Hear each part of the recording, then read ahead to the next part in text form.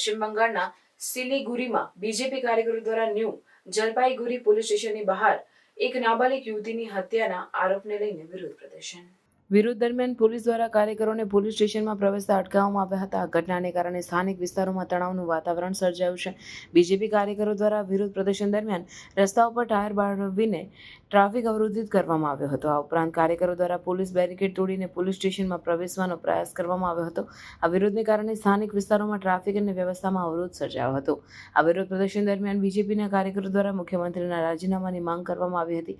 આ વિરોધને કારણે સિલિગુરીના વિવિધ પોલીસ સ્ટેશનોમાં કડક સુરક્ષા વ્યવસ્થાઓ કરવામાં આવી હતી. આ ઉપરાંત સ્થાનિક પોલીસ દ્વારા તણાવને નિયંત્રિત કરવા માટે વિશેષ ટીમો તૈનાત કરવામાં આવી હતી.